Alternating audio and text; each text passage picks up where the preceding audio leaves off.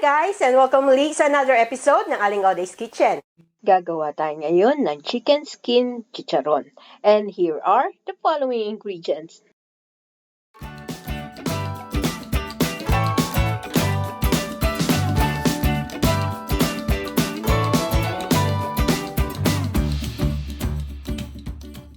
I have here 2.5 kilogram ng chicken skin.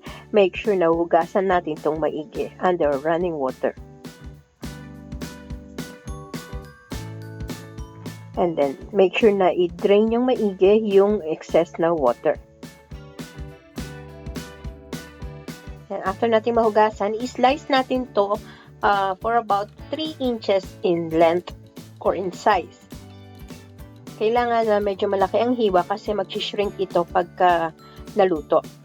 And then, isa-set aside muna natin. Ang ating next step, i-transfer na natin itong nahiwang chicken skin. At lulutuin natin to under medium heat para lumabas yung mantika. At hahaluin lang natin to once in a while para even yung pagluluto. Ayan, nagsisimula nang lumabas yung mantika ng skin. Tsagaan nyo lang haluin para hindi didikit. Yan, about after 30 minutes, talagang makikita nyo na yung fats or yung mantika. Yan, after 30 minutes, pwede na natin itong i-season ng salt to taste and pepper to taste. At continue lang natin na pagluluto hanggang maging golden brown. Ayan, after a total of 1.5 hours, yung skin ay luto na. Remove natin to from the heat at i-drain natin ang excess oil at isa-set aside muna natin to. Ito na yung nalutong chicken skin. We will cool this down completely. Ang ating next step, i-preheat natin yung oil na ginamit din natin kanina. At ipiprito natin uli yung skin in small batches.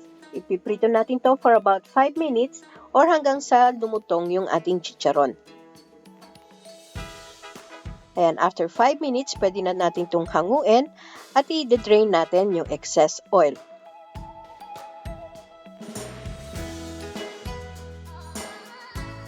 Continue lang natin ang pagprito ng remaining chicken skin in small batches.